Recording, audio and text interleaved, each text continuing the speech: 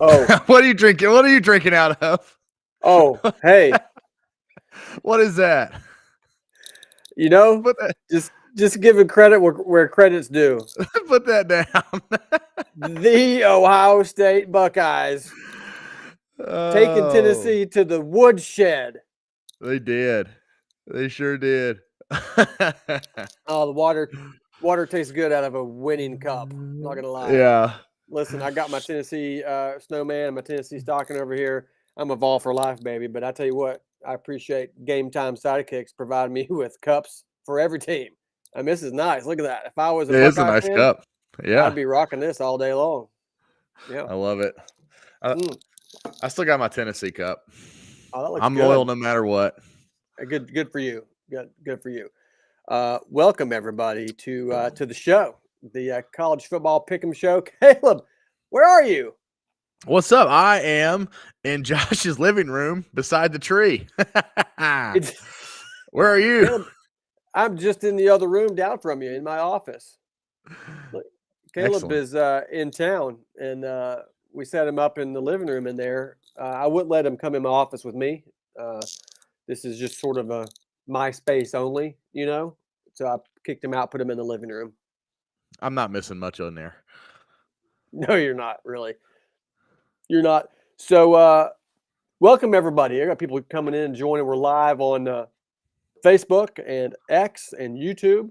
The Honorable Mention Sports Show here with Josh and brother Caleb. Uh, it is Friday, December 27th, and Christmas was just 2 days ago. It was. And what a time it was at the Mancuso house. Caleb and I were opening some presents, and he got me some. What did you get me? You got me some golf This is your stuff. cat. Did you see What's the cat? The That's cat's your up there. cat, dude. Somebody put that cat out of here. Dang. Anyways, yeah, Joel Wilson, welcome the Ohio State University. Look at You this. knew Joel was going to be on. You won't see it often, but it's happening right now. I'm not scared. Caleb's got a Pals Cup. Oh, yeah. Hit him with that pals. Hit him with that pals. What you That's a talking fry about? Ron Slade needs to try from our discussion last week. It is. It is. So, all right, here we are.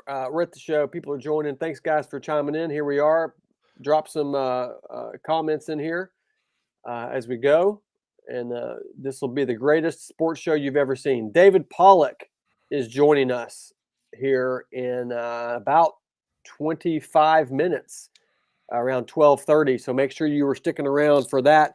Caleb and I are going to talk about the playoff games from the first round. We'll do a quick overview, show a couple highlights, cry perhaps a bit, and then we're gonna talk about the playoff games coming up. The next round, we're gonna have David Pollack on. He's gonna give us his thoughts on the picks. We're gonna talk about the Pick'em U app. As you can see, we are partnering with the Pick'em U app. Make sure you have downloaded the Pick'em U app and go in there, join the Honorable Mention Sports League. It's just called HMS Postseason right there, and you can make your picks for the postseason.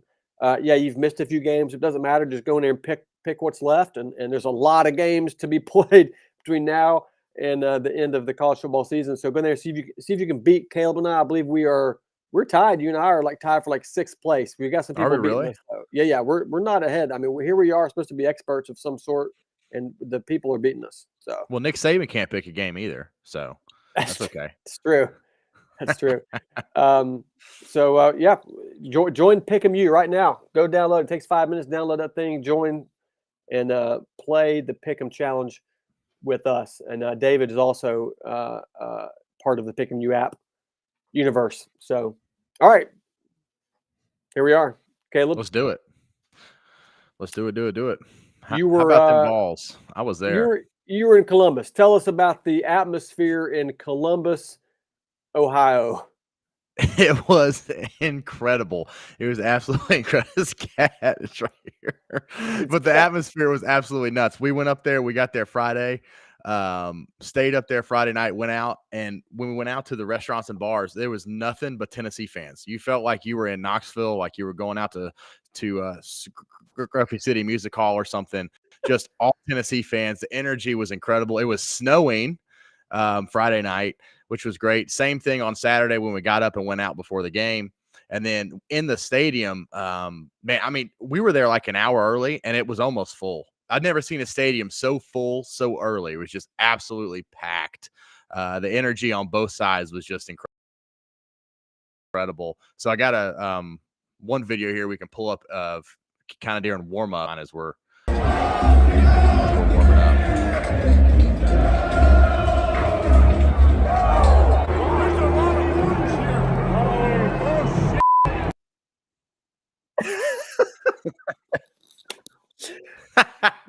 They're singing Rocky Top in Columbus. The guy says, "There's a lot of orange here." Then that guy was a season ticket holder, and he was mad that we had taken his seats to watch warm-ups. We weren't sitting there. We just wanted to see warm-ups down by the Tennessee sideline. He was angry. But that whole section was nothing but orange. That area right by the band, I mean, they didn't know what was going on. Man, it was awesome. So Vol Nation made the trip up there, which is great. Even though the Vols lost badly, it was still, you support your team no matter what. And Tennessee does travel. Fans do travel well from Knoxville. True. You ran into somebody else while you were up there, our good boy Ron Slay. Is that right? I did. Yes, I ran into Ron Slay. Yeah, there's me and Ron. There's Ron. So this is at near half. It's either at halftime or right before halftime. Ron was in line buying a couple beverages. I was in the bathroom line, which was awful. Well, I get to that in a minute. But so I'm taking a picture with Slay. I see him just out of the blue. I said, "Hey, Ron, what's up?" Talk to him for a minute. We take a picture together. At the same time, we're taking a picture. One of my best buddies is in an altercation with an Ohio State fan, like 10 feet away from me. I'm hoping Ron doesn't notice. And I'm taking a picture with Ron. But I thought, well, if this gets out of hand, then I'll just get Slay to get on and we'll be all right. If you got Slay with you, you're good. Wow. Yeah. And you can see it was so cold. I mean, it was freezing. The place is the North Pole. And so I didn't have any orange outerwear. So I wore my hunting vest. I wore an orange hunting vest to put it over. You look like you're going hunting or you're about to direct traffic somewhere in Columbus. Yeah, absolutely. Man, it was good great. time. So what's the bathroom situation there? Give me that story. I mean, the bathroom. So we get in the stadium and the Ohio State fans sitting behind us tell us like, hey, don't drink any water, don't drink any beer, because if you have to go to the bathroom, like you can't go in the stadium. There's not enough bathrooms, and it's over a half of an hour or more, sometimes up to an hour to go to the bathroom. We're like, what? So I mean, of course we have to go to the bathroom. ESPN's running a commercial after every punt. Like it's tracking to be a 5-hour game. So we go, and I mean, sure enough, we go to the bathroom. The lines, you can't even get in a line on the upper level where we're at. So we have to go all the way down the concourse to go to the lower level. And we left with about 8 minutes to go in the second quarter, and we didn't get back until halftime. I mean, the lines were incredible. The bathroom was so bad that in the concourses, the concrete concourses going down, there was nothing but urine marks and just urine running down the concourses where guys were just peeing on the wall because they couldn't get to a bathroom. I mean, it was just insane. I'm like, you got a $25 million roster, man. This stadium is due for overhaul. Like, put some bathrooms in this thing. I mean, all right, I want to hear Wilson and some of these guys tell what's going on with the bathroom situation there. Leave it in the comments. Tell us about seriously. If you're an Ohio State guy, can they not do a refurbishment of that stadium? My God, something needs to be done there. Yeah. That's why I always carry an empty bottle with me if I just pee in it if I need to. Well, go back in my pocket. That. Yeah, it's totally normal. So that all right, what a time there. Now let's get to the game because we want to talk about the game. Everyone's talking about this game. Four first round games. This was the biggest hyped match of them all. This was the primetime game, the one everybody was excited about. We saw SMU get blown out by Penn State. We saw Texas beat Clemson, but this game was the big one. Started off pretty lopsided. Ohio State just came out just doing whatever they wanted. 3 straight drives, three straight possessions, touchdowns, insane. So actually, we get some highlights from those first 2 drives here. Ohio State just came out just firing. The 2 backs as receivers. Tennessee still singing. Shot on first down for the end zone. 3 tight ends. Judge Kins.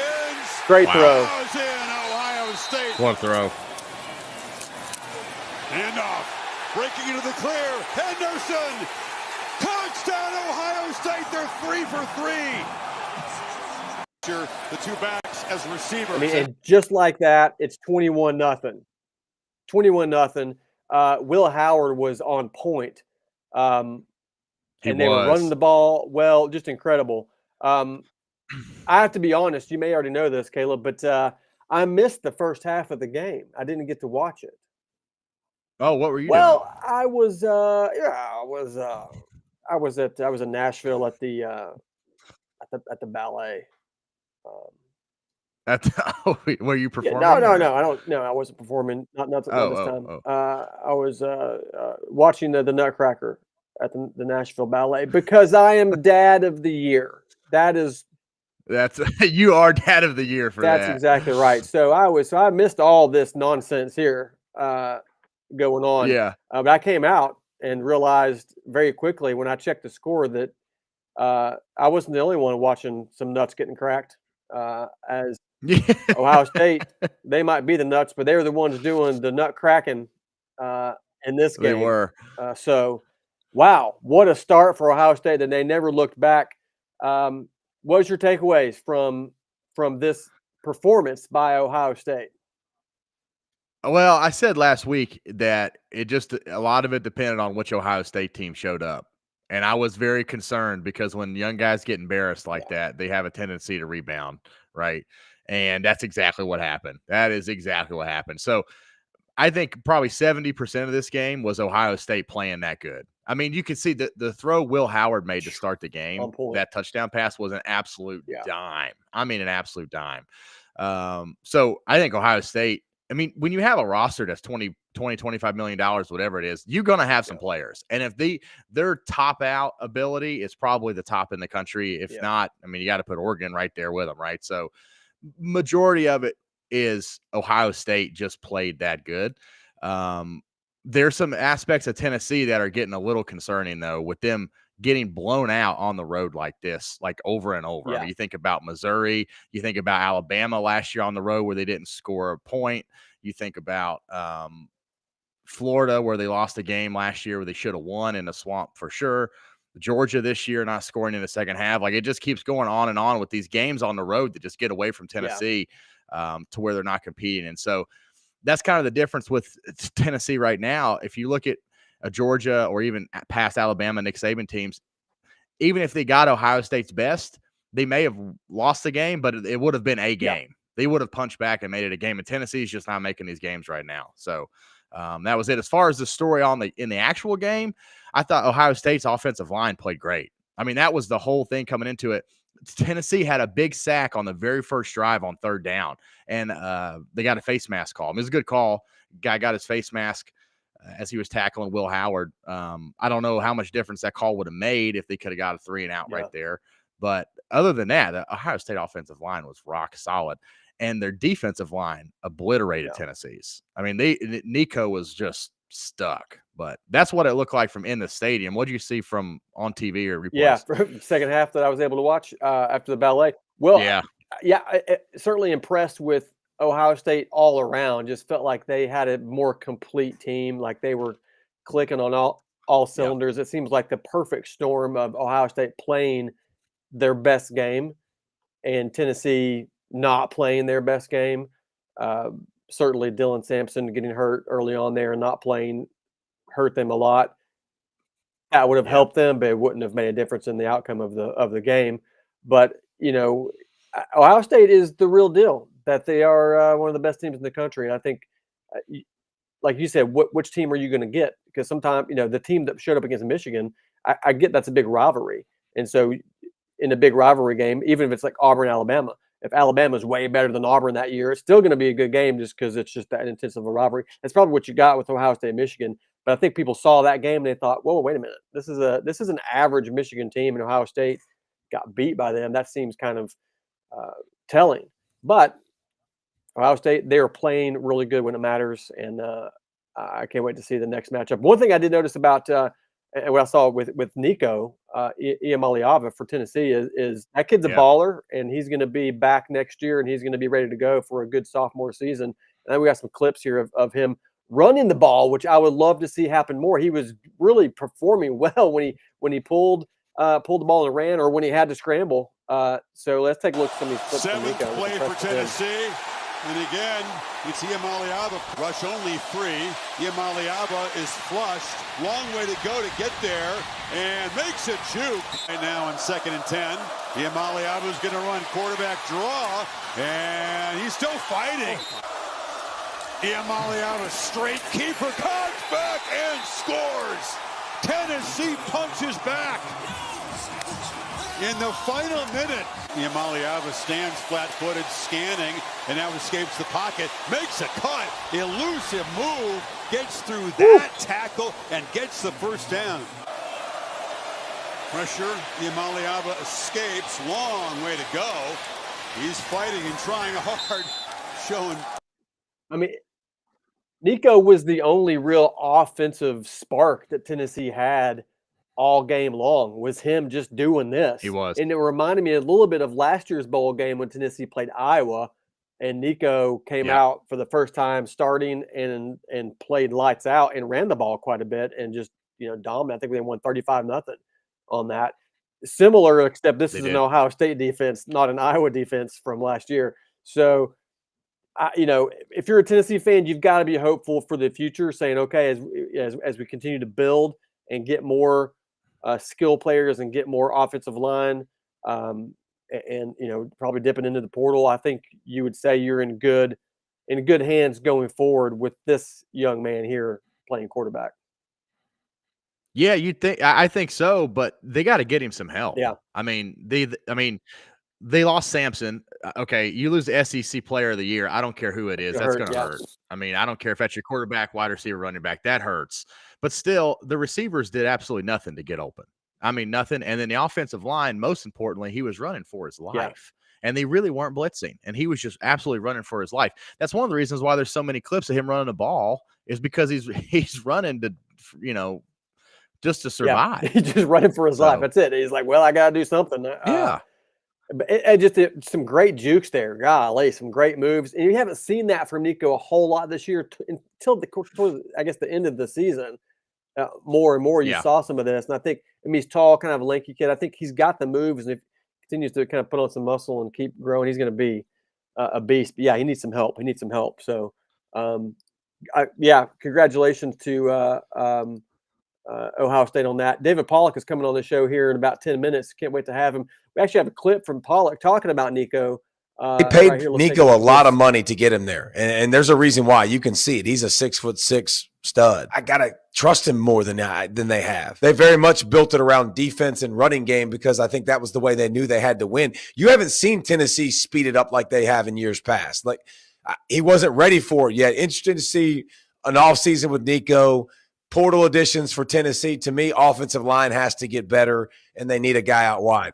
They need a guy out wide that can win, because when I'm giving you all that space and you can't win, that's a problem. Like, they need some guys that can absolutely scoot and go, and then that offense becomes extremely, difficult to stop. That's a great take for him. What do you think? I mean, you've got Squirrel White, who got hurt during the game. You got Dante Thornton, who got hurt during the game. You got Brew McCoy. Yeah. Are those not the guys out wide that we need? Is there somebody else that we need? Are we looking for a Jalen Hyatt here? We're looking for who are we looking for? I don't know. So Squirrel was hurt the entire year. He was in and out. He was barely playing the whole year, and he didn't hardly play in that game at all, especially anything meaningful. And like you said, the same thing with Dante. They really just relied on the run, though. That's the thing. They ran a lot of runs up the middle with Dylan Sampson all year. But I think David Pollack's right. And I would anticipate Tennessee getting back more to what you saw with Hendon Hooker and the hurry up as Nico continues to age. I mean, especially next year. I think next year you got to say, all right, they need to run the hyper offense that got him there. 100%. So, I miss seeing that offense 2 years ago where we were running so fast. I mean, the defense didn't have time to huddle. It was like 6 seconds, man. Their next play was going. That's right. And then they had a bad defense. So it's like now he's got he was able to bring together the defense, he's able to bring together a running game. If he can bring back that tempo offense, they have a chance to be really, really special.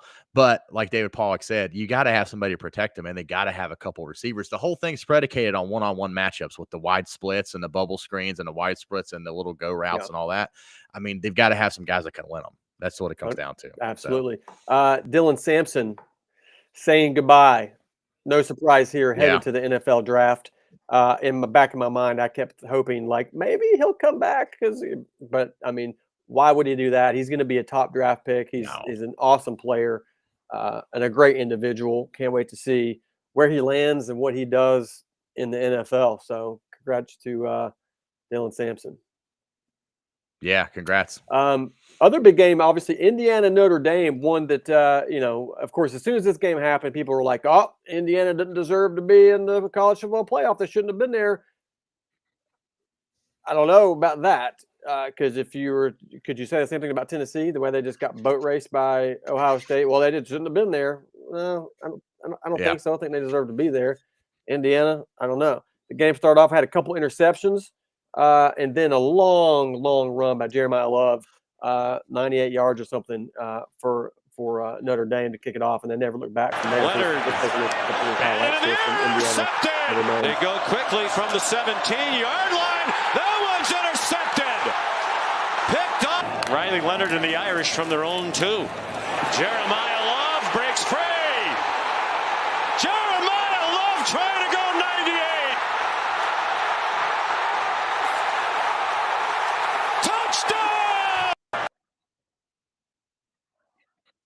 What a run. I mean, at first you thought, okay, this might be competitive. Leonard throws the pick, but then, Rourke throws a pick after, and then, Notre Dame just kind of dominated from that point on. And the Irish look good, man. I told you they are kind of my sleeper pick to go all the way. And I think when we did our picks last week, I picked them to go to the championship. So it's going to be interesting to see what happens. But Indiana, great season. I mean, who would have thought that they would even be in the conversation, regardless if you say they shouldn't have been there, should have been there. The fact that they were there and that they were even like up for it is a huge deal for Cignetti to come along and make them relevant and make them a national player in college football. Yeah, they did. They did a great job. They had a great season. They were not predicted to win, I don't know, maybe 6 games or something was their over under. I'm just guessing, but it wasn't anywhere near going 11-1. So yeah, congratulations to them. Should they have been there? The thing is how, if you take them out, who do you put in? Do you really put in a 3-loss SEC team over I don't know. The problem with Indiana is that they never beat anybody of substance at all, even competitive. At least with Tennessee, you can say, well, they did beat Alabama, right? Alabama was the number 13 or the first team out, and they did beat Alabama. So I don't know. I still think they should expand it because Indiana had absolutely no chance to win a national championship, none. So they need to get some teams in there that have chances to win championships that are currently not in it. Another team that had no shot at winning this thing was SMU, and they would be my recommendation would be that they shouldn't have been in there. Now, obviously, I think when I did my poll, the one that doesn't matter, I probably had them up there because they're, I don't know. It's just it's hard to figure out who deserves to be there, who are the best teams. But if you were to list out 12 best teams, I guess they wouldn't have been up there. Hindsight's 20/20, but they got beat pretty bad by Penn State. They did. And it really was thanks to Penn State's defense, who picked off some passes there.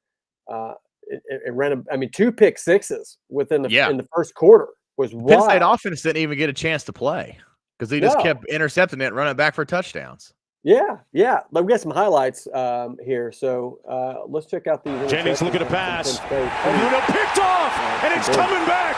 DeLuca, touchdown! And sit him here in Beaver Stadium. Jennings on the move. Throws another pick. Intercepted. Rojas still on his feet. Rojas. Look at this run back. Rolling. Touchdown, Penn State. That was electrifying. I mean, Penn State's defense certainly showed up. I was kind of surprised.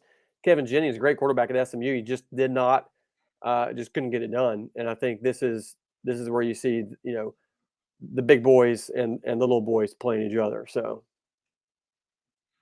Yeah, that's exactly what happened. That's 100% what happened. yeah, 100%. so big win for Penn State there.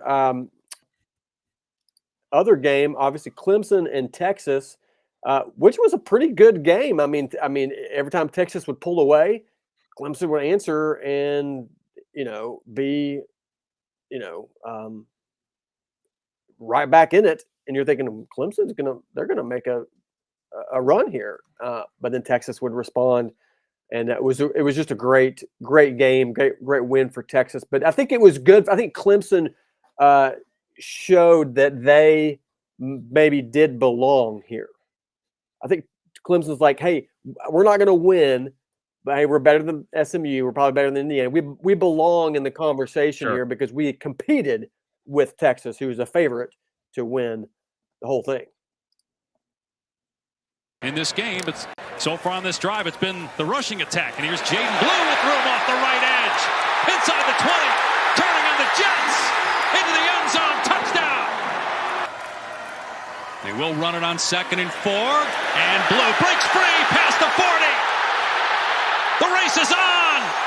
Blue inside the 10, all the way for the Texas touchdown. In this game, it's so far on this drive, it's been the rushing attack. I mean, they ran the ball really well against Clemson. Clemson has a great defense, and they have a great run defense, but just Texas is too strong. Texas looked good. Too strong. Yeah, I never thought Clemson had really much of a chance in that game. Yeah, Texas is just way too strong, and the ACC is really struggling. They were really struggling. So yeah, shortly we're going to have our friend David Pollack here, who is working with us on the Pick-em-U app, join us. We're going to talk about the upcoming games, playoff games. So he'll be here in just a minute. Let's go to some comments here. Julian Bird says, where'd it go? Julian Bird says something. I agree. Clemson lost, but they at least were competitive. I think that's the key. They were the only losing team in the first round that was competitive in their game. Yeah. This is interesting. Julian also says, I think SMU made Penn State look a bit better than they are. They do have a defense. I don't know. It's Penn State's, again, are saying Penn State's got the best path to the finals. I think they have the easiest path by far. Yeah. I mean, compared to poor Oregon. Yeah. I mean, Oregon's got a heck of a path. And so here's our boy David Miller. Texas has a soft schedule as well with 18 teams in the SEC and Big Ten. Some teams are just going to get soft schedules. I guess that's the case. So that's interesting because that's Nick Saban said to fix this problem, he would actually expand the conference schedules.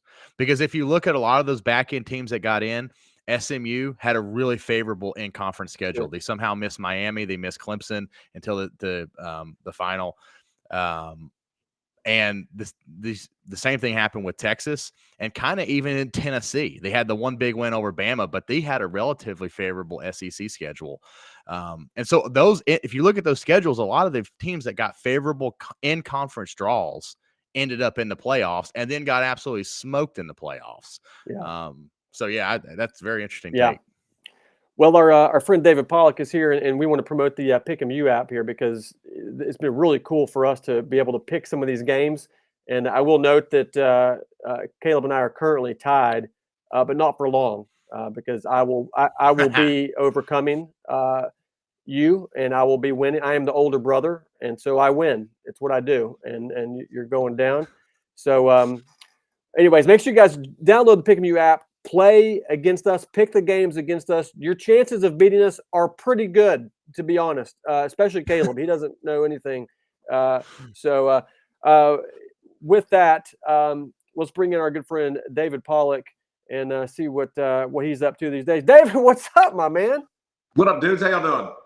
Doing man. good. Good to see you. Good to see y'all too, man. I tell you what, great week of college football. These first round games. We're Tennessee guys, right? So we were a little shocked, still a little bit shocked from. Look at that face. That tickled a little bit.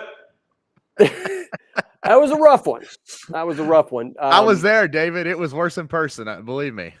No. Hey, still a great season. I think the future still looks good if you're a Tennessee fan. I wish Samson could have played, man. I wish that big sucker. I mean, that's been the catalyst for the offense all year long. So obviously not having him. I mean, the offensive line has been okay. I thought Nico the first half running the football was showing you some toughness and some competitive fight. Defense decided to take the day off. Fans did a great job with showing up. The team did not do as well, but still a great season for Tennessee, man. I thought, Josh Heupel, we've been talking about him for years in his offense, but the way they did a great job addressing that defense and that defensive line and found all those guys and all that depth with all the twitch and developed those guys, a lot of credit. But the playoffs on as a whole, man, all the games were lopsided. It was just one of those days. It was one of those games, very much like the NFL. You see every year the NFL playoff games. They're not exceptionally close. It's just kind of the way it works when you get to that point. There's bad games, there's bad matchups sometimes, and I definitely didn't leave the first weekend of the college football playoff going, man, that was some great games, bro. Yeah. Yeah. No, I mean, we were just saying Clemson was the most competitive of all the losers against Texas, and there's all kinds of debate who should have been in, who shouldn't have been in. I mean, this is who was in, this is how it went, and we'll just have to see what happens moving forward. But we definitely want to get your thoughts on the next round games, the quarterfinals, as we go. And of course, I know you're working with Pick'emU app as well, and we want people to get in there and pick the games and see if they can beat us, as we are experts, big time experts on college football. I mean, I know that you've played, major college football, and you were on game day, you're like an analyst stuff. But I mean, I'm a comedian. And I know what I'm talking about when it comes to college football. So you do a fantastic job of talking to yourself. So, I mean, I think if anybody does a better job than that of breaking it down from both sides very comfortably.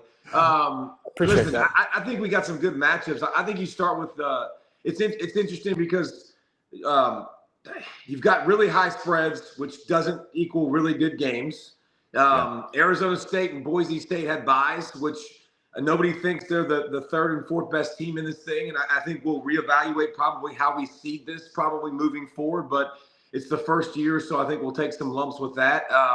But no, I mean, I think Georgia and Notre Dame have a chance to be the best game. Notre Dame is built defensively. Notre Dame is built on the run game, exceptionally well coached. I love Golden. Bringing Denbrock from LSU as the OC, I think, complements Riley Leonard's skill set really well, being able to run him, the run game. I think it's going to be a really, really good football game. The Gunner thing is the deal, right? Like, what is Gunner going to look like? I think Gunner's he's not as tall as Beck. He doesn't have as big of an arm. He's got a longer release, but he's got more mobility. You could tell the way the guys responded to him, like they think a lot about him. And the energy, the passion, I think it's just like as a player, man, when you have different guys that flatliners to me were cool and that was fun. But I love guys that got jacked up and juiced up, and Gunner had a little bit more of that. And I think the team had a little bit more of that. And they caught the ball better. Yeah. They ran the football better. Etienne, interesting to see Etienne and Frazier. Can they get that ground game going? I think that game, starting there, I think that game will be the most competitive. I think that'll be a very closely fought game. I think either team could win. Obviously, the Gunner element to it really creates a lot of intrigue. Yeah. I can't wait to watch Etienne play. He's been hurt so much this year, and he is a special talent. I hope he's fully healthy like I've been reading, and I think as he's such a fun player. Well, I love the way he spoke after the game. When he spoke after the game the other day, it was really cool to listen to him. It meant a lot. He was like, we've done a lot of losing. He's talking about the Etienne family, him at Florida. He was excited and jacked up that that they were winning and that he was a part of something like that. I thought that was really a cool moment in front of the camera when you could just see like, daggone, man, we won. Like, we won an SEC championship. And I've done so much of not of this. And I'm so excited to be at Georgia. Like, you don't think that resonates in the locker room too? Like a guy that is happy with winning. And there's a lot of guys that have won natties in that room that's their expectation. But there's a lot of guys like him that come over. That wasn't their expectation. His expectation was he was trying to get the bowl games at Florida. And so it was fun to watch, guys like that have success and be excited about it. And that's why it's important to bring in new players every year and new blood and new energy. And so I think he was one of those guys that, man, his second half against that Texas defense was unreal. So, David, you were an awesome defensive player in college, man. We loved watching you play. If you were playing defense today and you had to line up against one of these offenses in the quarterfinals, any of these 8, which offense would you not want to face coming up? Probably not Boise State because they run the ball too much. I like rushing the passer, bro. I want to go get the passer. I want to get the QB. But no, the best offense probably in this thing, I mean, the most annoying to play would be Oregon because they do such a great job getting the ball out quick. Like, Dillon Gabriel catches it, zips it, like gets it out, and it's so frustrating and annoying as a pass rusher because it's out. Like, I won, but I don't even get a sack. I don't get a pressure. I don't get nothing. It's out. And so they would be very frustrating. Ohio State, like you saw what they could do, man, when they got it rolling. I mean, they were like it was incredible. Hid their deficiencies well. I think when they play a better coverage team, it'll be interesting to see how they hold up front. With those guys, with the banged up center obviously being out, like their left tackle being out, but they proved something to you. I mean, and then Sark is like the game when you see at stadiums where you see the hat and the ball goes underneath and it's like this and it just rotates over and over and over again. Like that's Sarkisian. He's super annoying and super just motions and shifts and like poking and prodding and trying to figure out where you're going to be and what you're going to do. And so a lot of these offenses are fun and unique and cool and different. And then I think, Genty obviously is maybe the best player. Scatterbo was one of the best backs in the country all year long with the way he ran it. And then Penn State with the backs and Aller and Ty Warren, like everybody, all these teams, and then Price, Love, and Leonard at Notre Dame, they all have, things that you can ride. The quarterback I wouldn't want to play would have been Dillon Gabriel. I mean, to me, he's the most frustrating and annoying. Yeah, he's going to scramble too, and he's quick, and he can get some yards. Really good talent, great kid. So we got a great lineup of quarterfinals. I'm stoked about these games. I think let's bring that back up. Do you want to make some picks? Like, do you want to pick the games? Are you comfortable sure. Picking? All right, I think we want to. Look, the world wants to know. Like, everybody wants to know, what does David Pollack think is going to happen? I don't have my show till Sunday, so I haven't really locked in on my picks yet. But I'll give you my preliminary picks. I'm good. Okay, we'll go preliminary, and Caleb and I we'll do our picks later in the show, I guess, because we're gonna we'll keep going. But they don't care about our picks. They just want yours. So Texas, Arizona State. Does Arizona State have any chance of beating Texas? And is there? I feel like if Cam Scatterbo can actually get some yards, they might be in it. I don't think they'll win it, but I think they could be in it. What do you think happens? Texas, Arizona State. Who wins? You got me? Yeah, you good? Yeah. We got you. You there?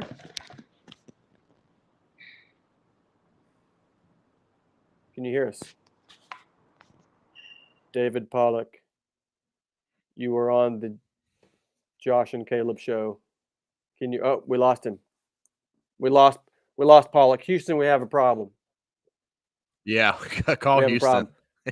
David's back. You got I'm back. I was so scared to make picks. I need to go to the bathroom real quick. I was so scared.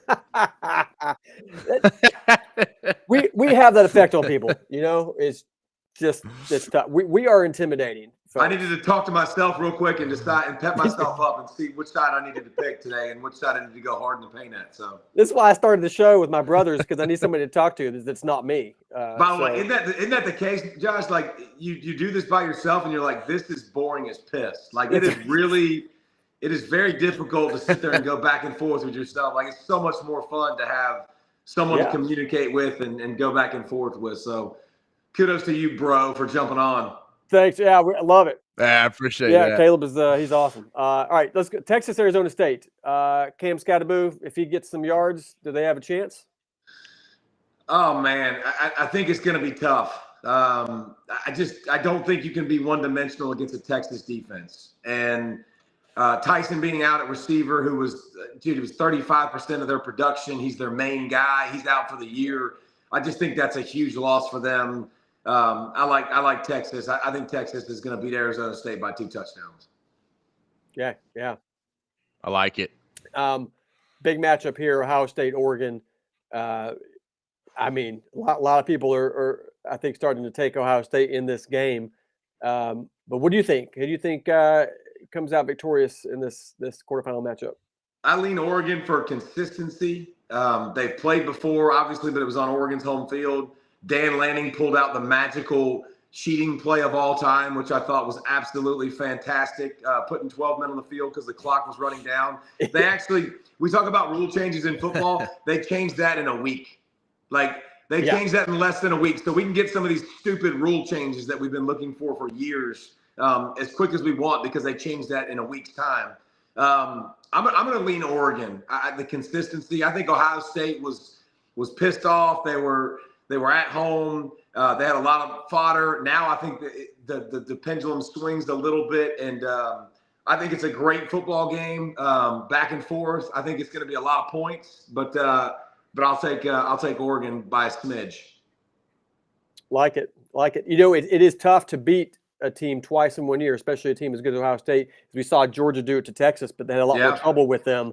The second game was a lot closer than the first one, but I like it. Now, Penn State just cruising here. They got SMU and poor Penn State's got to play SMU and then Boise State here. So technically the easiest path according to some. But what happens here when they face Ashton Genty and the Broncos? That was sarcasm, huh? Poor Penn State, huh? That's kind of my language. Yeah. Yes. I think here's the problem, man. These games used to favor so much the momentum swing in these games, and like people saying that you're doubted. Like everybody's playing for something. This didn't like the old bowl system when the bowl games didn't matter. Like this matters, and so I think Ashton Genty can prove he's the best player in the country, and they still lose by 14 points. Because there's such a deficiency everywhere else. So I think Penn State's going to take care of business and get to the next round. Did the Heisman voters get it right with Travis Hunter? You're not allowed to unveil your Heisman ballots. But the outcome that happened might not have been the way I voted. That's all I can say. Sure. I think Genty, to me, Genty was the best player in the country. I mean, to put up almost 200 against Oregon, just like to do it with the squad he's got around him and to do it consistently. And I know it wasn't the elitist schedule that everybody faced, but I think we can poke holes in everybody's schedule except for a few teams in the country. And he's the best. Dude, he's one of the best backs I've ever seen. I mean, just talk about like when I've done media for the last however many years and stuff, like Adrian Pearson is on that list. Genty, like he's up there, with those guys, man. I think he's that kind of good at feel for people near his legs, breaking tackles, breaking long runs, having a little extra something. Yeah. When you look at the comparison with him with Derrick Henry, with Mark Ingram, when they won the Heisman, just from a numbers standpoint, it's pretty revealing. But yeah, big Genty fan. I like watching that kid run. He's incredible. So all right, your alma mater here, Georgia, taking on Notre Dame. Big guy. I'm most excited about this game. I think I cannot wait to see this. What do you think happens? Can the Dogs get it done? I don't know if you've done the video yet, but it needs to be done. Not yet. It needs to be done of Carson Beck versus Gunner Stockton, one driving a Lamborghini, one driving a 1984 F-150 that's literally, hey, Gunner's car doesn't even, homie, it doesn't even have AC in it. Like literally, you can't be more polar opposites. Obviously, the lack of experience you worry about, but like for Georgia in this matchup, man, they play a similar brand of Notre Dame. I think they just do it with a little bit better players. And I think the defense, you know, they got 3 top 25 picks. Notre Dame got an injury to one of their best defensive linemen. I think this is kind of a low-scoring game, but I think Gunner and his wheels, and they put some drives together, and the extra week off, you know, being healthy, I think Georgia wins a close one. Love it. I love it. I tell you, as just a fan, I just trust Kirby Smart in these games so much. I mean, I don't know anything about the real X's and O's of big time football, but just seems like every time Kirby Smart gets in these moments, get beat bad, and they rarely get beat at all. You know, well, unless they're Alabama, right? Like Alabama. It's true. I mean, that's the only team that's consistently had, you know, success against Kirby. Here's another thing too. I don't know how much it's been talked about, but I've talked about it on my show. But like Will Muschamp scheduled during the season. So Will would literally come in for the week, and then Will would leave out after Wednesday.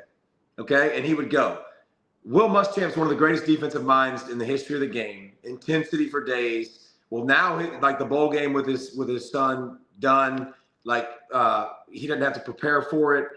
He's preparing solely for this. He's there the whole time. He was there for the whole Texas game.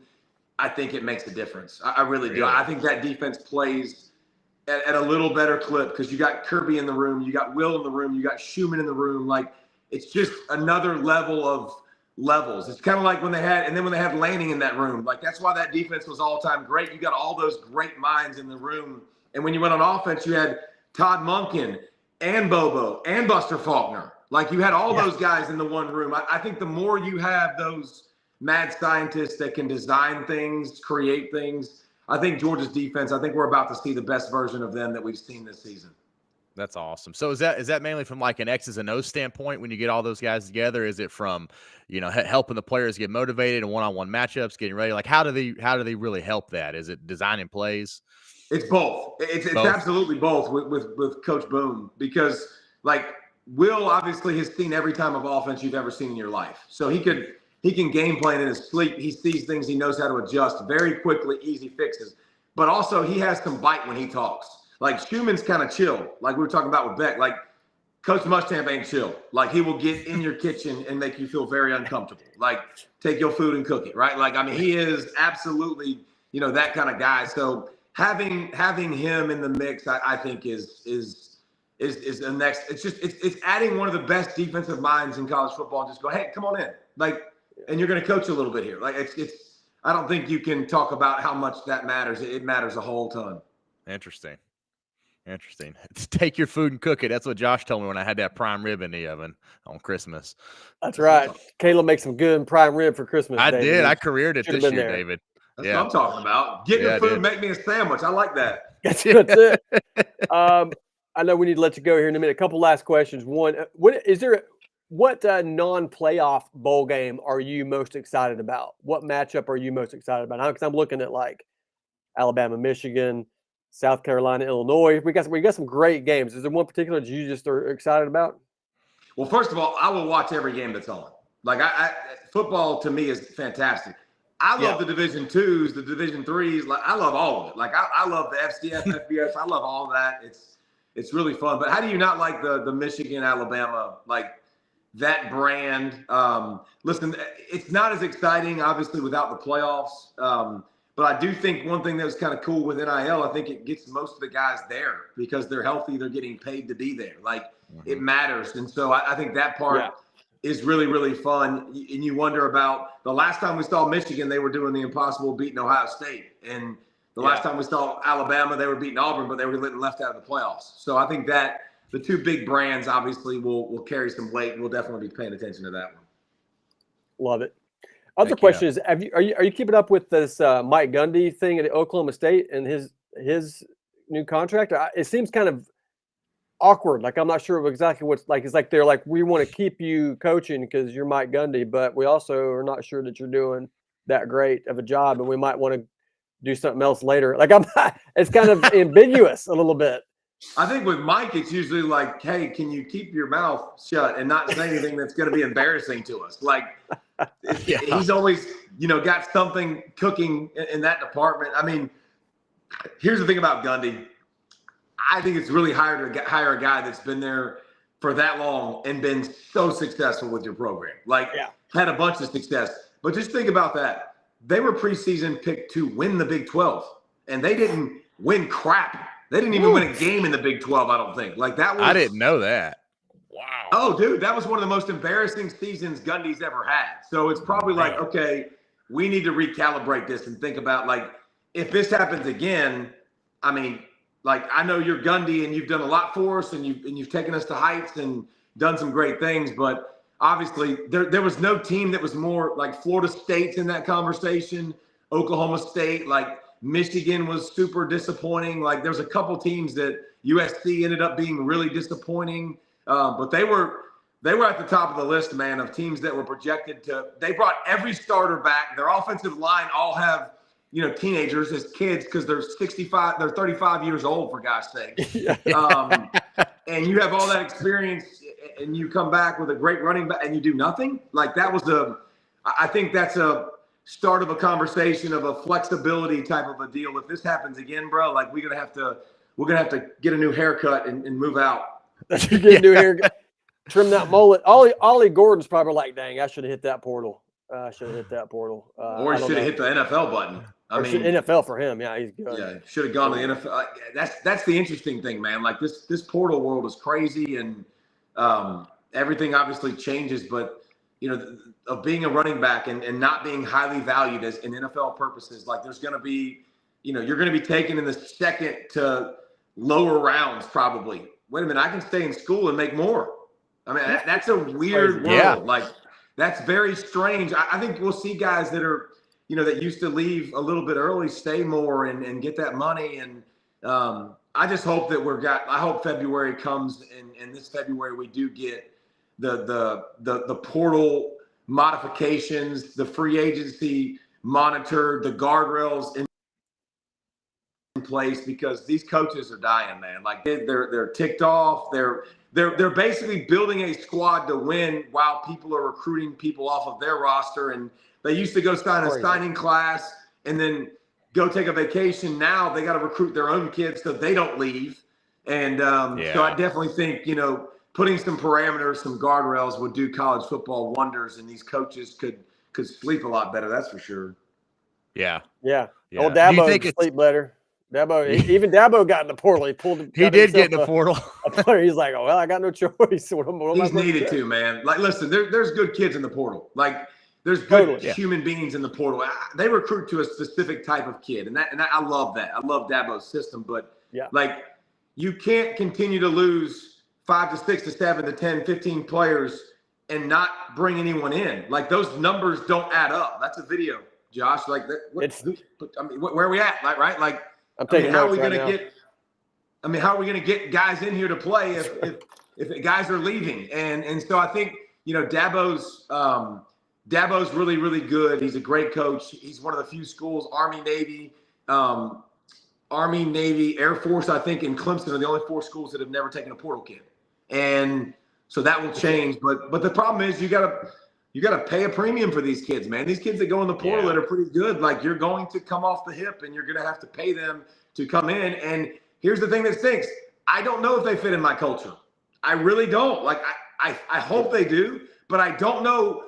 I don't know why they went to the portal. There's reasons sometimes, but sometimes they're also great kids. How do they mesh with my kids? And because sometimes you got what you got at Florida State this year, which was an absolute dumpster fire, right? Like it was awful. So it takes some of this. The more you take, the more you got to integrate with kids. I've told you, like you come to Clemson, you get to compete, you get to do this. We're gonna take care of you. Well, wait a minute. There's 2 guys that just came into my spot that are on the depth chart ahead of me. Like there's an art, there's a skill, there's a way to handle it, man. And it's I wouldn't want to be a coach. That's for dang sure. Yeah, that's a tough time to do it. You talked about Nico Iamaleava a little bit. We're Tennessee guys, right? We're born and raised, or not born. That's the only reason you can say it is because you're a Tennessee guy. That's Yeah. right. Yeah, it came off the lips nice, man. Yeah, Maliava. Yeah, I practiced it for a while. Sound like You know, Bob Nico. I Kessler. mean, I heard some. You always hear rumblings and things. There are people talking about, oh, Nico's going to get in the portal. Nico's going to get in the. He wants to go somewhere. I'm like, why would he do that? I don't think. Why would he leave Tennessee? He's got a great situation, and you talked about how much Tennessee's paying him to be there. But he's a quarterback you're going to want to build on. I mean, it would be nuts for him to go somewhere else, right? Well, it depends how you look at it. I mean, honestly, like, are you people look? I wish it was that easy, Josh, that you just go, it's about this. But some people, it's about money. That's all it's about. Some people, it's just about making money. Some people, it's like, dude, I want to develop so I can make real money in the NFL. And then there's some people that, like, I just want to be a part of a great culture, a great team. So there's different places to fall in on this. Nico, I don't know that – I think Nico was probably valued higher coming out of high school than he is now. And I say that – Interesting. Nico had one 300-yard game. That was the first game of the season. And then he finished really good. He finished with 8 touchdown passes the last 2 weeks. He had like 9 for a 9-game stretch. And there's a bunch of first halves where I'm like, what is Tennessee's offense going to show up? Like, so their defense was all-time elite. Their run game was great. And I mean, you're talking about a back having the best season in the history of Tennessee football and not playing extra games in the SEC championship game and bowl game. Like, and that dude had the best season ever. Like, and there's some Tennessee running backs now. Like, So I think it was pretty disappointing this year, considering the way Nico started to where he ended up. Like, I literally watched that first week and I'm like, dude, deep ball, money, scrambling on the run, throwing, money, hitting windows over the middle of the field. I'm literally breaking down that tape going, this dude could win a Heisman. Like, this dude is unreal. And then the wheels, like, got real deflated and the air started coming out. And I'm like, what happened? And they kind of lost their way. And I think they found it and got to where they, got to obviously the college football playoffs. Whoa, it looked like Nico's after the first game right there. Phone calling off the thing. And so I think they got where they needed to get to, but no, I think Nico coming out of high school was coveted and was rewarded really well by Tennessee. So good deal. Man, thanks for joining us. We really appreciate it. And thanks for, we love being part of the Pick'em U app as well. And you're involved there some, and we're just excited to pick some games. You've got we'll plug this for you real quick before you take off. You got a book out, I believe, right? It's a children's book. Yeah, how about that? The big dumb defensive lineman, dumb animal wrote a book. Put that on the list, brothers, of things that I never thought would ever happen in the history of the world. Man, like, I'm around so many parents and coaching youth league sports for 12 years, and my son and my daughter growing up in it and stuff, man. I just see quitting at an all-time high level, and I think a lot of that has to do with like how we talk to our kids and how we define success. And so, wrote a book about it, and just something you can read with your family, and you go to bravebooks.com to get it. But just teaching your kids like how to not quit, like how to keep fighting, how to show up even when it gets hot and it hurts and it's hard, because life is going to be full of a bunch of those messages, and finding ways to continue to overcome those is really, really cool and good. So a late Christmas gift if people want to jump on board. Happy New Year's. Absolutely. Happy New Year's gift right there. The Won't Quit Kid by David Pollack. Cool. Thank goodness you didn't do the artwork, because we wouldn't have wanted to look at that probably if you were doing the drawings as well. I love that. The not quitting resonates with me as an actor, comedian. It's like I feel like people in my industry, if you just don't quit, you likely will make it. If you've got some level of talent, not that I do, but if you don't quit, eventually, you're going to make it. So many people, they quit after they get into it 5-10 years down the road. They're like, I don't want to do this anymore. I think the ones that say, well, I'm just going to keep going, and I'm going to learn, I'm going to grow, and I'm going to hit a wall, or I'm going to back up. All right, I'm going to try this way, and I'm going to go again. Those are the ones that make it, and I guess are successful. Yeah, so we can't let our dreams die, man. Like, we got to keep fighting for something. Like, if you think God's put something in your heart for you to do and something that you love, man, we got to chase it, dude. We got to go get, like, you're not willing to ever let your phone charger or your phone die. Like, you're going to find a phone charger, for God's sake. Like, that thing starts getting down there, I'm going to go borrow someone's, plug it into a random wall. Hey, you got a battery, like a USB cable? Like, but you'll let your dream die? And it's not for me. Nah, bullcrap, man. Chase that thing with everything you got and go try to make it happen. I love it. I love it. And yes, I will ask a total stranger in a dark alley to borrow a phone charger if I need it. So maybe the guy that looks just like you. Really handsome guy with a mustache now. Great. David Pollack, thanks for joining us, bro. You got your show coming on Sunday, you said? Yes, sir. Yes, sir. We'll get to the matchups, get some picks, all that good stuff. Love it. Thanks for joining us, man. We appreciate you very much. Thanks for taking your time, and hopefully you'll come back if we didn't scare you off too bad. Nah, appreciate you, dudes. Y'all have a good one, man. All right, see you, David. Happy New Year. David Pollack, everybody. Great to have David join the show. Great. Finally, here we are 10 shows in. Somebody came in and dropped some football knowledge. Yeah, we were confused. Whoa, this is real football. Thank goodness we had him here to straighten it all out because Lord knows we don't know what we're talking about.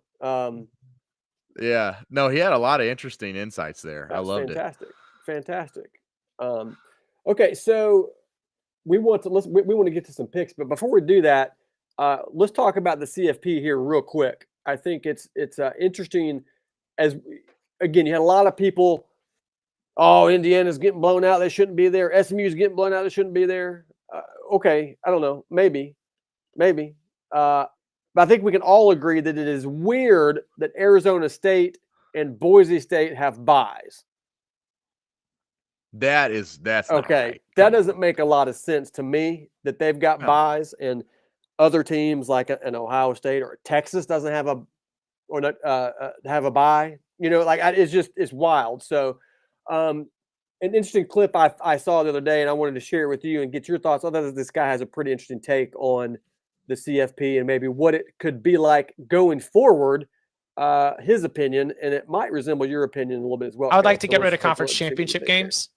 So you would just rank top 14, top 12, yeah, and just have them in. Mm-hmm. The thoughts behind this were: number one, we eliminate conference championship games, which, by the way, are a very new thing. And we let conferences have their own way to decide to declare their champion, just like it's done for more than 100 years of college football before the conference championship game era. Number two, just what Bud said. We back this thing up. New Year's Day should be college football's day. And the fact that we're going to have New Year's Day and then 19 more days until we crown a champion means that if this thing is just going to get like playoff fatigue, drowned out by the NFL playoffs. I think that we should have games of more significance right there around New Year's Eve and New Year's Day.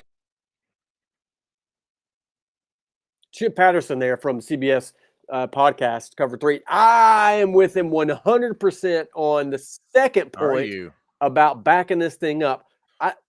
We're playing college football in mid to late January, and it seems like it's going too far. How can we get this thing backed up? New Year's Day should be it. And the game, obviously the championship game's on a Monday night, right? Typically I'm like, what are we doing? Yeah.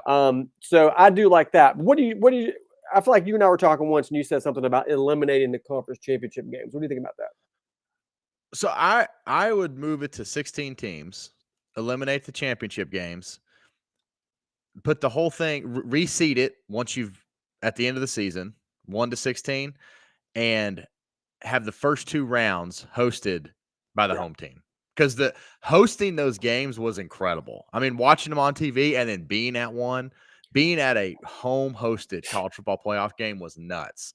And it puts a lot on the regular season because obviously home field advantage is huge. I mean, those teams, every team that hosted won by a wide margin. Yeah. So I like the idea of saying, hey, let's move it to 16 so that you actually get in all the teams that have a chance to win it. Plus you have a chance to get in conference champions, even if they don't really have a chance to win it. And then have them home hosted and you can whittle it down. And the other thing is if you just start the playoff at the end of the regular season, like the next week, you can actually finish it probably around that January time frame by New Year's 1st, just like Chris Patterson's saying. You could probably actually work that out. One of the reasons why it's going so long is because there's like a 3-week break. I mean, I don't think like a lot of these teams like Oregon and Georgia, they haven't played for 3 or 4 weeks. So if they just eliminate that, they start the games right after, you could have a really nice playoff that's home hosted and it ends at a reasonable time. But I think he makes some good points. How do you see it? Yeah, I What do you like that. I like. I mean, a part of me thinks, there's value in having a conference championship game. Like, you're in a conference. Yeah. Why be in a conference if there's not a conference championship?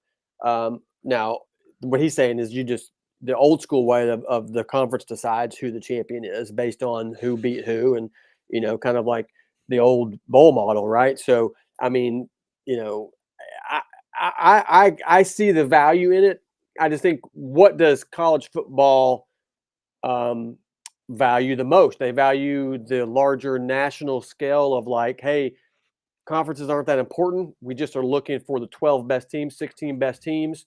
Uh, kind of like the NCAA March Madness tournament. Well, you do have conference champions Right. there as well that don't seem to matter a whole lot. You even have a conference tournament in basketball, right? You guys finish a regular season. There's a regular season champion. Then you got to go to the conference tournament. And there's a freaking tournament Yeah. champion. Then you go to the Yeah. to the big dance. But I mean, basketball is way different than football. Football is a whole nother game, and I don't, adding more games on is not going to benefit anybody. So I don't know. I think that I'm torn. I'm not really sure what the answer is, but if we're going for a more nationalized college football and less of a localized, regional based model, then yeah, it makes sense to get rid of them. But if we value, hey, let's conferences matter, beat your teams in your region first, and then we'll see how it goes. I think that's valuable as well. So it just depends on what you like. I kind of like the regional stuff a little bit myself. I kind of like the idea of, I kind of wish that our conferences were smaller. They're expanding. I wish that we didn't have Yeah. 16, 18 teams in the conference. I wish it was 10 teams. 10 teams in the conference. Yeah. And then, if you take the 2 top teams from each conference, put them in a playoff, that's, that works. There you go. Yeah. Yeah, I feel like I could solve a lot I of don't know. things in the world, not just playoff, but I mean all kinds of things. So Yeah, we'll see how it pans out.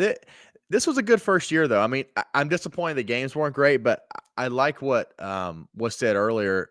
The NFL doesn't have great games either. Yeah. Sometimes the NFL's early playoff games are often blowouts. So I thought overall it was a great first college football playoff that's only going to get better as it I agree. goes. It's just got to get better. Bob Clapper with the good thing. What role will the conference championship game have? It's definitely skewed the playoffs for good and bad. And that's a good point. And it's, someone else commented that it benefited Ohio State that they didn't play in the Big Ten championship like they assumed they would play all along. They didn't. I think it benefited them. Yep. Well, Ohio State, I think it helped a lot. It helped Navy a whole lot playing Army. It did. It really hurt Army having to play in the AAC championship. And I also think he's right. Ohio State got a benefit not having to play in that. Yeah, for sure. So guys, we're going to pick some games now. We're excited to make our picks. You heard David's picks for the second round of the playoffs, and now you're going to get the expert picks. Okay, so we're first going to start with some bowl games. There's a bowl game going on right now. I don't know what the score is, so we're just going to pick it as it goes. Oklahoma is playing Navy right now, I believe, as we speak. Yes, I don't know what the score is or anything, but they're playing. I don't either. We'll go quick on this. I'm taking Oklahoma to win this game, even though their portal situation is crazy. I still think they're a better team. Oklahoma with 10,000 transfers. And they've got they got guys that they just found on campus to play.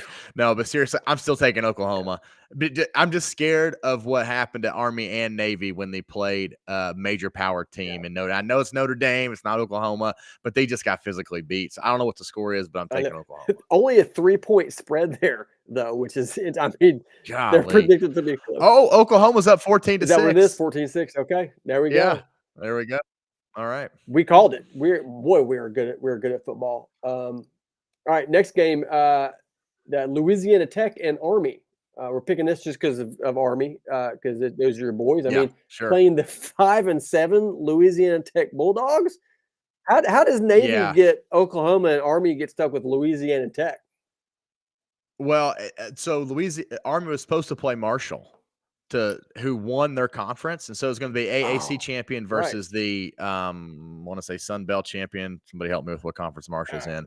But anyways, they had too many transfers that they couldn't field a team. And they had so many opt-outs that they just dropped. They dropped, and we ended up getting Louisiana Tech instead. So I don't know how they got Louisiana Tech because yeah. So it's supposed to be a great AAC versus like the Sun Belt champion in a bowl, and that would have been a phenomenal bowl game. But instead, there's too many transfers and opt-outs, and that team couldn't play, and we got Louisiana Tech instead. And so for that reason, I think Army is going to absolutely roll. I wish they were playing Marshall, but I think they're going to absolutely roll over Louisiana Tech. Absolutely. Yeah, they're 16.5-point favorites there. The spread tomorrow night, 9:15. Going to want to watch that. Army rolls. I'm with you 100%. It's the Independence Bowl. I'm not betting against Army in the Independence Bowl. Yeah, for Independence. Golly, go America. All right. Let's I love go. it. Great. All right, the next bowl up here, we got the Pop-Tarts Bowl. I love the Pop-Tarts Bowl, man. This is, okay, Iowa State and Miami. This is a great game. I think I'm excited about this. I've said all year I think Iowa State was overrated, and I still think they're overrated, but still a cool matchup here. ABC tomorrow at 3:30. I'm taking the Miami Hurricanes. I don't even know if Cam Ward is playing. I hope he is. Either way, I still think Miami wins. Yeah, I'm going to assume Cam Ward plays, and I'm taking Miami. If for some reason he doesn't play, take Iowa State. But assuming Cam Ward plays, I'm taking Miami. I'm taking him either way. But yeah, Pop-Tarts Bowl. It's the Pop-Tart. The Pop-Tarts, that's a giant toaster. Have you seen this giant toaster? The Pop-Tarts Bowl trophy. Yeah, I've heard about it. It's a fully functional toaster. And look at that. Look at, you can put your Pop-Tarts. You can put your Pop-Tarts in there? The football and toast your Pop-Tarts. That's amazing. Oh. Well, I think Miami's going to be putting their Pop-Tart in there. I think they will be putting their Pop-Tart in there. That's that's the coolest non-playoff bowl game. Not the most important, but the coolest, just because it's the Pop-Tarts Bowl. What's your favorite Pop-Tart flavor? Oh, the brown sugar cinnamon one. I knew we were related. Yeah, is that yours? Oh yeah, that's it. That's our dad's too, by the way. If anybody's like Mark Mancuso, that's his favorite as well. He eats those things like candy. You guys feel free to share your picks in the comments here. Ask us any questions. This is the last segment of the show. We're just going to pick all these games and talk some smack. And make sure you join the Pick'em app. Download it. Join our league. It takes 5 minutes, and you can go there and try to beat us. See if you can do it. Again, it's not going to be that hard, but go in there and give it a shot. Download the Pick'em app. So BYU and Colorado. How about this? How about this Big 12 matchup in the Alamo Bowl? Caleb, I'll let you go first. Who are you taking? I know Shador. They're all playing. They're all playing. Yeah. Oh, I'm taking the Buffs to roll. I'm taking the Buffs. Absolutely right. For one, how cool is that they bought insurance on Travis Hunter and Shador so they would play. So if something happens to them, they get hurt, the draft stock falls, they've got insurance on them. That's awesome. I think when you've got big time players like that and they opt in for a meaningless bowl game, it can't help but get the rest of the team fired up. I think Colorado is going to absolutely roll. That's a great take. I'm taking BYU. All right, I'm taking the Cougars. Are you? Okay. I'm taking the Cougars to BYU. They can beat some teams. I've been big on them all year long. If there was a 16-team playoff, like you had said, they would have been 17th, last team out, which would have created some real fuss, I'm sure. But everybody in the comments is saying Colorado, but I'm taking BYU. Travis Hunter, Shador, they're going to come back and play in their bowl game, only to get beat by a bunch of Mormons from Utah. Give me the Cougars in the Alamo Bowl, 7:30 p.m. tomorrow night. God, this is some great games. Like, I am fired up, Caleb. Me too. I can't wait to watch this game. That's a great one. Another good one here. Texas Tech and Arkansas. Our good friend Addison Nichols, who was on our show earlier this year, the center for Arkansas. He entered the portal and is committed to SMU. so he will not Yeah. be playing. And Arkansas they're in trouble. They're going to have to get some stuff figured out. They're They've in got trouble. a coaching staff. They got some components that can make them great, but for some reason they're not able to put it all together, and they won't be able to do it this time either. I'm taking Texas Tech to win this underrated Are you? Texas Tech team. You know, I don't know if Taj Brooks, running back, I got to know him in Vegas at the event there. Great kid, solid. I gave him a chest bump. It hurt me. Yeah, did he Yeah, knock you down? almost. And a short guy, but stout and a great runner, a great kid. I'm taking the Red Raiders. Are you? So I had to check the Pick'em app to make sure I didn't say something different than I picked. I picked Texas Tech, and I like it. I'm staying with Red Raiders. That's good. Good choice. Yeah. Julie says that mustache must attract cougars. Oh, let me tell you, it does. It does. I'm married to a girl that's younger than me, 5 years younger. So that makes me a cougar. Or yeah, what does that well, make no, you? with this mustache, it's a lot of words you could use to describe what that would be. But anyways, all right, we're both going with the Red Raiders. That's good. All right, next game, Boston College and Nebraska playing in the Pinstripe Bowl. Bad Boy Mowers Pinstripe Bowl. I love that bowl. I love in New York City outdoors on grass in December. It's so fun to watch, and thank the Lord you're not there. And I'm going to take Nebraska. You taking Nebraska, the Cornhuskers? Yeah. Yep, that's who I picked on my app. Pick 'em you. I took the Cornhuskers. I don't know if I believe in Boston College. We'll see. Yeah, I see you there. They got a good thing going there. Love their coach, Bill O'Brien. Yeah. I think he's got something good going there. I'm taking Boston College. They are underdogs here, but I like Boston. Look at that matchup predictor. Really close. Very split close. down the middle. I'm taking the Boston College Eagles. You guys get on that Pick'em You app and make sure you pick the same picks as me. All right. If you want to win, all right, pick my picks. All right. Don't pick Caleb's picks. Yeah, don't do that. He doesn't know. Pick mine. I'm taking Boston College and the Bad Boy Mowers Pinstripe Ball. Okay. Syracuse at Washington State. That's who we got now. Yeah. Next. Who we got the here? DirecTV Holiday Bowl, which is I've got a video that I will be releasing actually about this game. I did a little partnership with DirecTV. So Syracuse and Washington State. Who do you like, buddy? I'm going to take Syracuse. I really like them after they played that game against that Miami, the one upset of the year I called. And I'm going to keep riding with the orange. They're riding the high wave. I'm taking it. 16.5-point spread in favor of Syracuse, but the matchup predictors got it almost split down the middle. What are people thinking?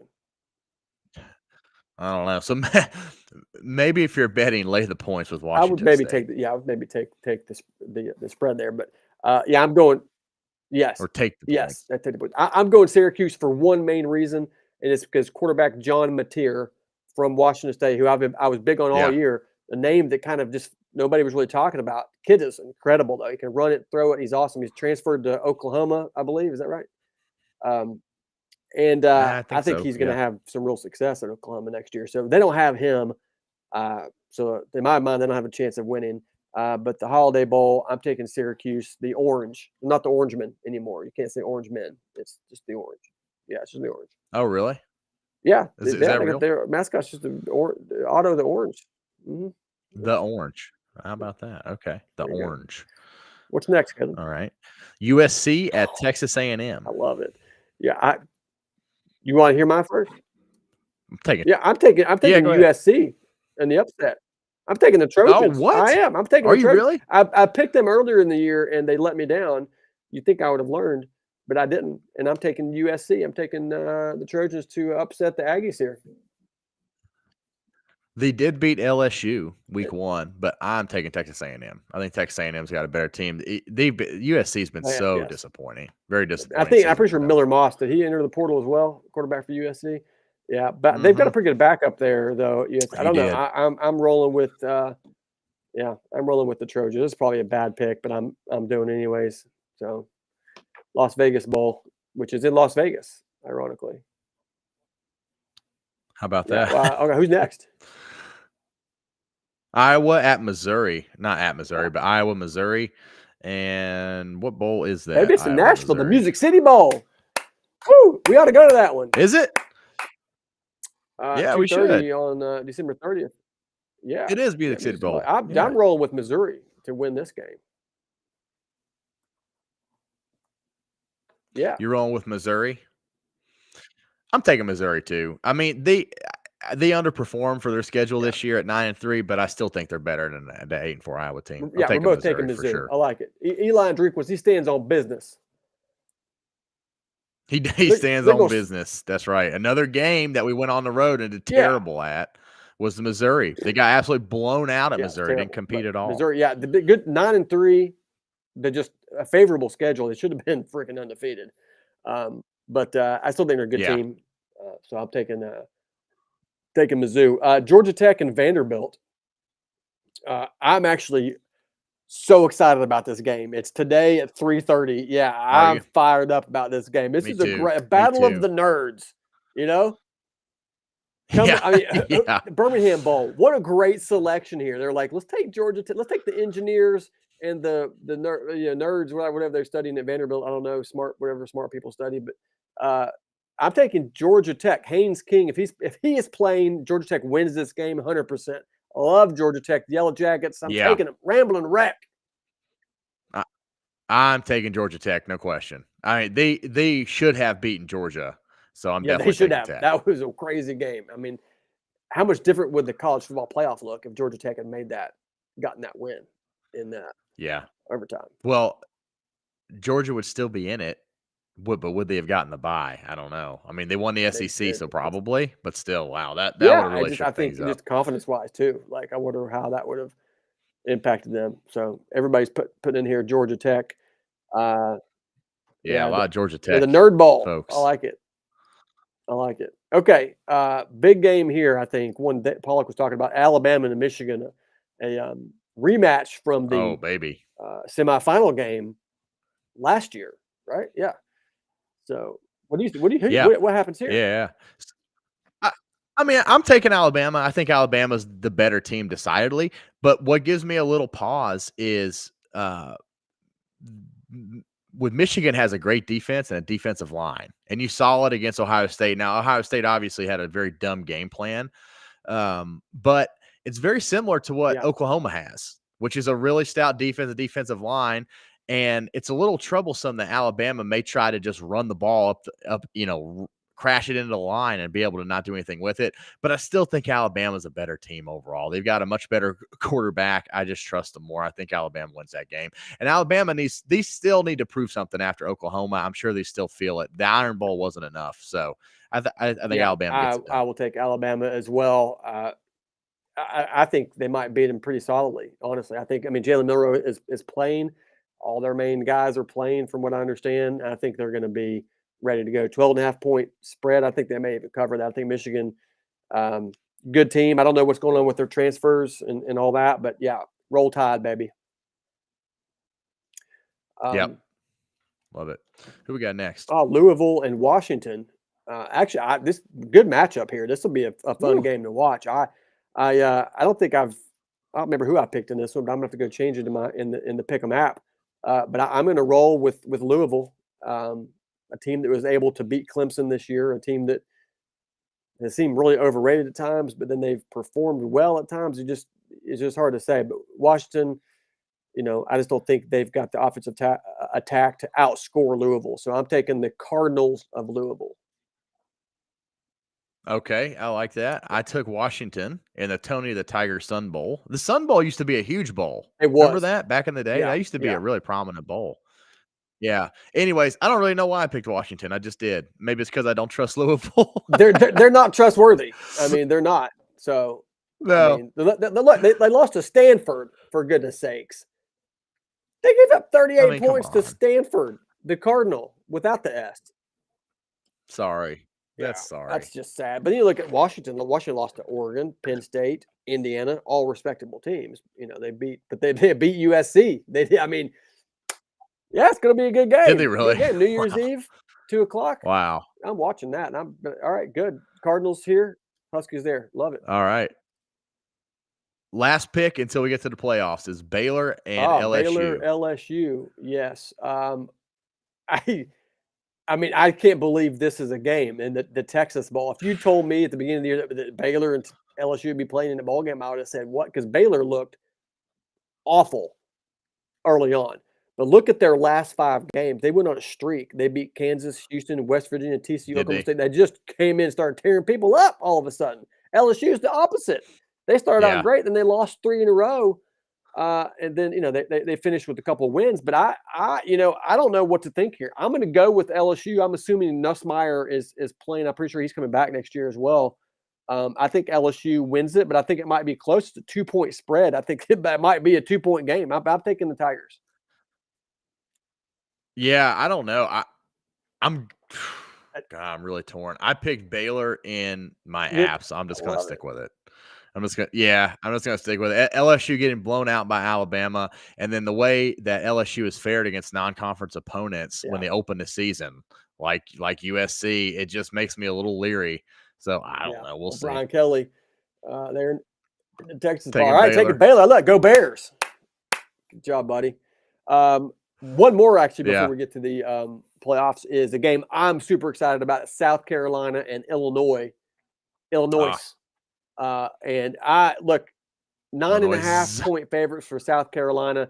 I am riding the South Carolina Gamecocks train with Shane Beamer. I think they destroy Illinois. Brett Bielema's got a great team in Illinois. The fact that they're even ranked, they finished 9-3, they had a really good season, and they beat some good teams this year. But South Carolina is the most dangerous team in America, potentially, and I think could compete with some of the playoff teams. So, yeah, I'm taking the Gamecocks. Go Cox! I'm doing the same. I'm taking Carolina. They've got something to prove. Their coach has got it in those kids' head that they've got something to prove. Shane Beamer's upset. Sir Big Spur, he's upset. I think they're going to come out and absolutely roll Illinois. And the one thing you can say about the Big Ten in Illinois is that the bottom half of the Big Ten is really bad. It's bad.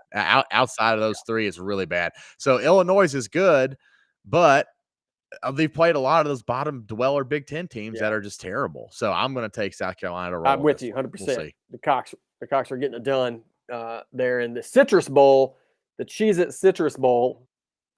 That's the Citrus Bowl this year. Exciting. Very good. Oh, yeah. We love good the matchup. Citrus Bowl. You can't spell citrus without UT. Yeah. That's right. Yep. This year you can't spell it without SC. Citrus. C for South Carolina. Anyways. Anyway. So let's go to the playoffs. The last 4 games are going to be picking. This has been a great show. I'm so excited. Look, here's Gian says she loves my take on the Gamecocks Illinois game. Well, thanks, appreciate that. Caleb had the same take. We're both rolling with the Gamecocks. All right. So first playoff game, Caleb. Penn State, Boise State. What do you think? I'm going with David Pollack on this one. He's got the inside track. He really knows football, and he basically said it. I think he said it best when Ashton Jeanty can prove he's the best player in the country, and they can still lose by 2 touchdowns. And that really hit me. Like, when you look at it, it's a lot. There's a lot more guys on the field than one player, and just man to man, Penn State is going to match up much better than Boise State on those one-on-one matchups. Give me Penn State. Taking Penn State, REIC. Okay, good. No, yeah, that is a logical choice. Okay, that's a logical choice. I've never been super logical. I am taking the Boise State Broncos, the Smurfs. All right, Boise State upset Penn State. Wow. It's an 11-point spread. That's a slap in the face to Ashton Jeanty. He is already ticked off because he didn't win the Heisman Trophy. They are a well-coached team. And when they played Oregon, Boise State lost to Oregon 37-34. Ashton Jeanty had 25 carries, 192 yards, and 3 touchdowns against that Oregon defense. And I think he's going to just roll it up and down the field against Penn State. It's going to be Penn State's going to, you saw their defense against SMU, great defense all year long. They've had good defense, but they've not seen a running back like Ashton Jeanty. Justice for Jeanty. For the Heisman snub. I'm taking Boise State to upset Penn State and go to the semifinals. Woo! I think he will. I think Jeanty will come in motivated. Yeah. I think he will. Yeah. Look, we got some people in the comments here saying Boise State. A lot of Boise State folks in the comments. Wow. Listen, I've been big on Penn State all year. I love Penn State. I love their uniforms. By the way, what do you think about Penn State with their uniforms with the number on the helmet? Did you see that? Oh no, I didn't even notice that. Really? Yes, it's interesting. Like it. It's kind of a throwback. I guess maybe they do that every now and then because they don't change their uniforms hardly at all. No, they don't. It's sacred thing. All right, Boise State, and you're taking Penn State. That's good. That's the Fiesta Bowl there on New Year's Eve at 7:30. I'm taking you right up to midnight, just about. That's going to be a great. Yeah. Great. Beautiful. Game.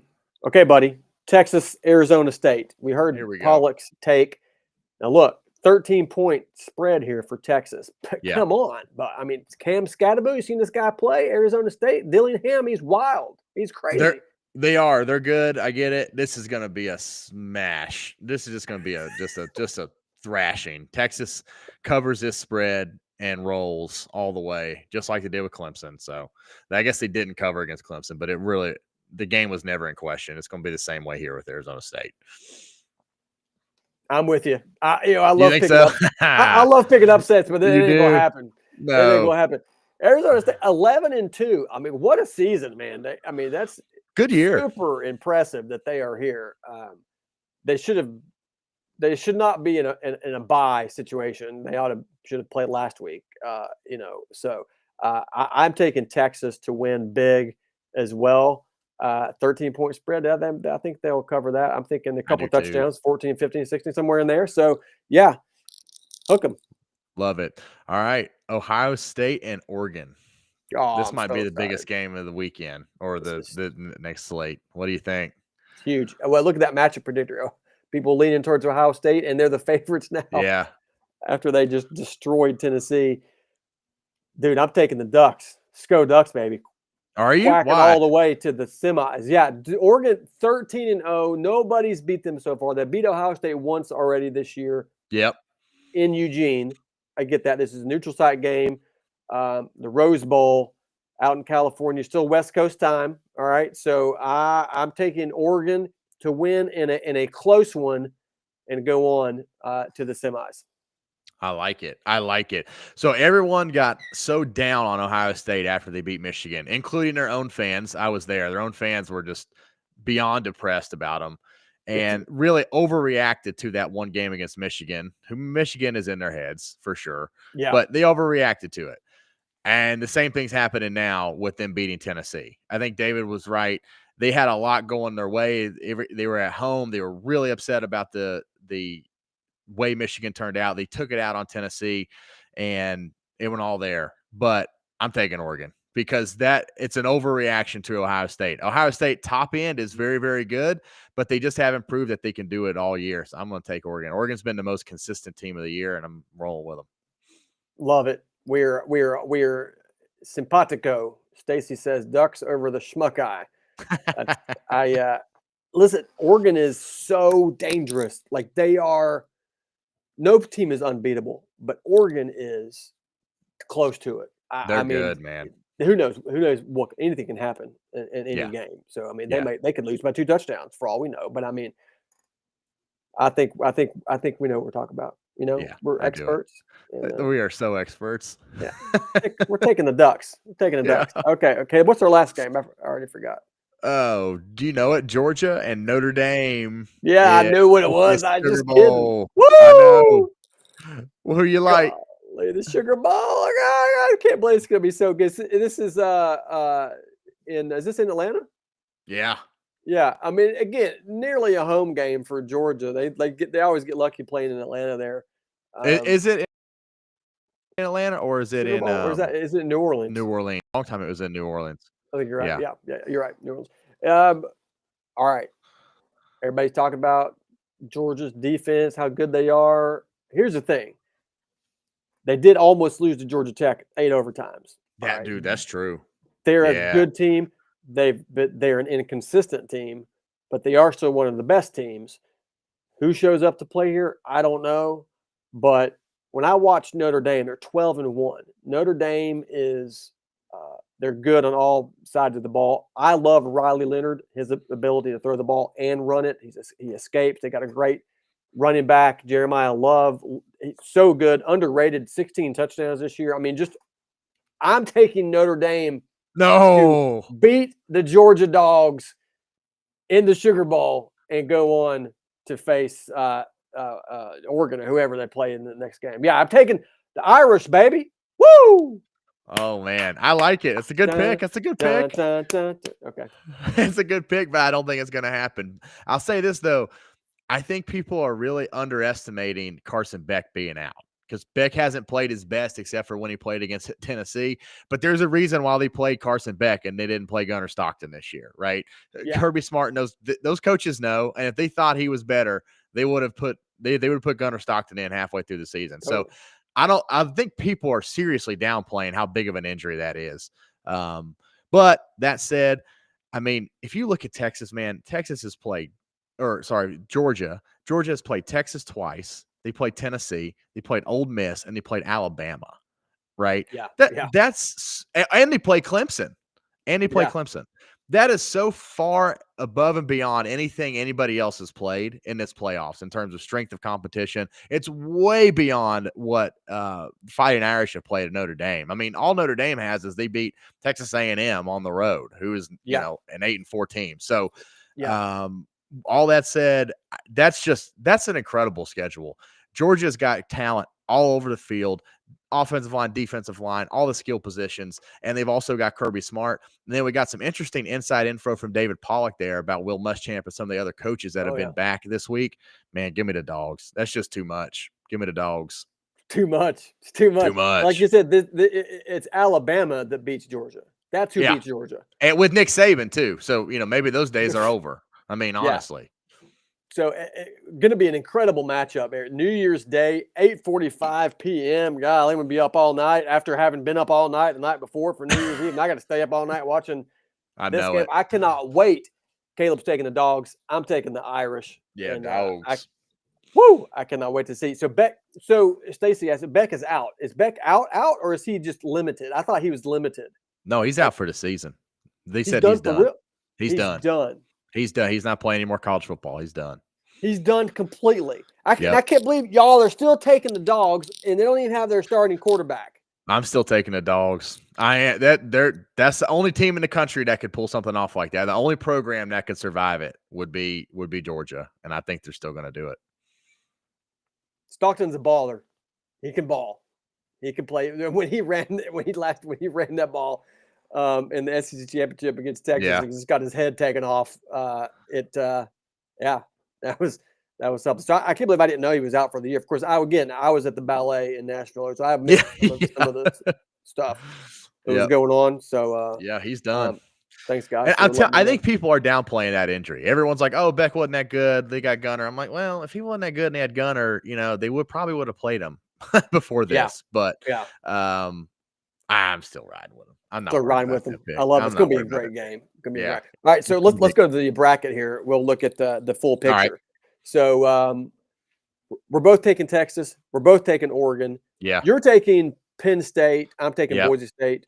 You're taking Georgia. I'm taking Notre Dame. So let's go back for the people that didn't watch last week and finish our bracket. So you've got Texas and Oregon in the semis. Who wins that game? Man, I'm changed. I had Texas, but I'm going to say Oregon. You're going, okay. All right. So say Oregon beats Texas in the semis. Okay. So then you've got Georgia and Penn State in the semis. What a great game that would be. Who do you have winning that? Georgia. It's not even going to be a close game. Not even close. Okay. So Georgia just rolls. Georgia rolls over Penn State. Yeah. So you got Georgia rolling into the finals to take on. You got Georgia, Oregon.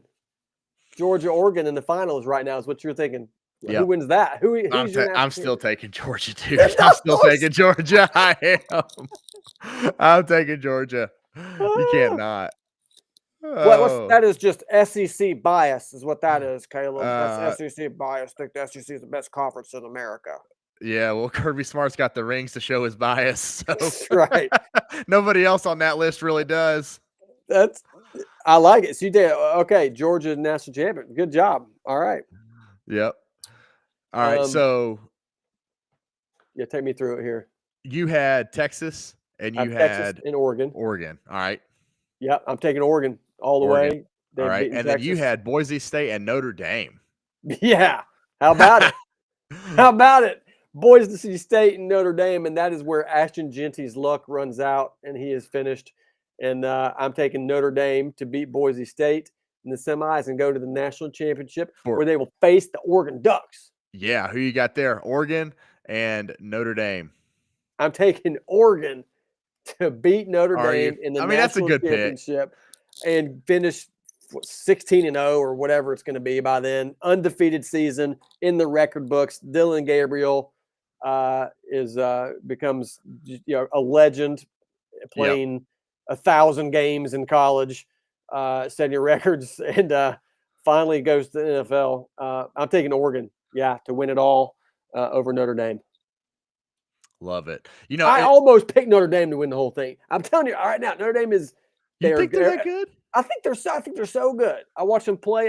About they lost to Northern Illinois. I know they did, but I mean, yeah, whatever. They screwed up, whatever they had. But I mean, they're good. They've gotten better as the year goes on. They've beaten some pretty good teams. I like it. I like it. I don't know.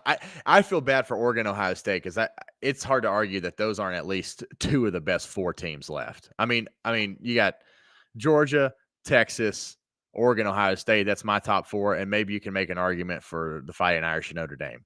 But yeah, I don't know. That's really those teams got a tough draw. They did. It's going to be fun. I can't wait to watch. Make sure you guys are checking out the Pick'em app. Just download.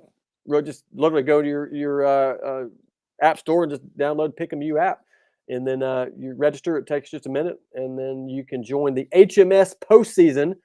At the top there, you'll see at the very top. You just join that league. Just click it, boom, and you can pick all the games. You just literally tap the game that you think, the teams you think are going to win each bowl game all the way through the playoffs. It's going to be awesome.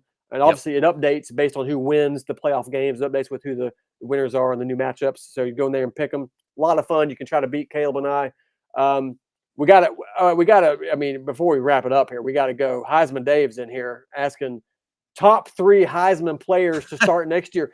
Dave's already thinking about the Heisman next year, and I know I'm going to give you one, David Miller, that you're going to be excited about, and that's got to be Jeremiah Smith, wide receiver at Ohio State. I think you got to put him up there as a top 3. My top 3, I'll just give them to you now because I'm thinking Jeremiah Smith from Ohio State. I'm thinking Cade Klubnik from Clemson, quarterback. Cade Klubnik. Yeah, I think he's gonna be a top 3. I don't know if top 3, but top 5. This is 3 they're coming to me, and then maybe I tell you what. I mean, John Mateer. I mean, coming over to Oklahoma. Oklahoma may not win enough games for him to be considered, but I see him having a big season. So I think I would consider him. Like it. You got any thoughts on who you think? It's hard to know who. It's hard for me to remember who all's coming back next year. But Arch Manning. That's true. I mean, Arch Manning at Texas because he's going to get Arch Manning could easily turn into the kind of the hype train like we had this year with Travis Hunter. A little bit. His name. He's at Texas. Like if he has a really good season in any of his years there, he's going to get into the conversation quickly. That's a good point. Obviously, the Smith kid at Ohio State's got a real chance, but they've got to get him the ball. Taking receivers is always scary because there's definitely a component of how effectively do they get him the ball, but he's definitely in the conversation. Maybe one dark horse I might throw out there might be DJ Lagway at Florida. Might surprise a lot of people. But he didn't look good in a bowl game, but I'm telling you, he is super talented. That's a talented kid, and Florida's coming on. I think that's a super dark horse, but I don't know. Arch Manning is actually a good pick because I'm telling you, if Arch Manning and Texas catch fire at all, even if Texas just goes undefeated or has a good year, Arch Manning is going to be in it just because of his name. So that's a good one. But is Cam Rising at Utah? Is he coming back for his like 8th year of college football? Can he throw him in there? He's gonna be getting NIL deals with Blue Emu and AARP. Yeah, he's got a good Metamucil NIL deal coming. Fiber supplements. I don't know if Miller Moss is staying at USC. I should know this, or if he's in a portal. But wherever he lands, if it's somewhere else or there, I think he's really good. I think he got a chance to be. David said top 3. We're going top 10. We're just taking front runners here. I mean, Nico ought to be up there, probably top 10. Nico's supposed to be up there. They got to get him some weapons. Just see what happens. Yeah. So, our producer Luke just gave us a great idea. So we'll wrap it up here with somebody asked a question here. Denise, can you recap your picks again? Yes, we're going to recap our picks here for those of you who were not able to watch the full show. We will recap our picks real quick of the playoffs, who's going to win the playoffs. But we're going to do it a little different than we have been doing it. So, yeah, just give us 1 second.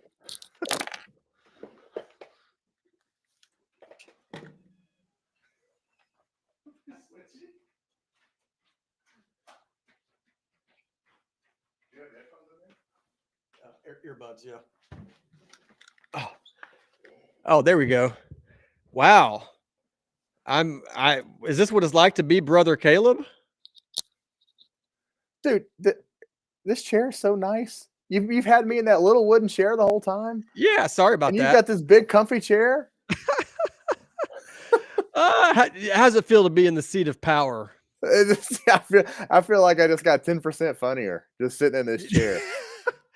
I feel like I just got 10% stronger and younger.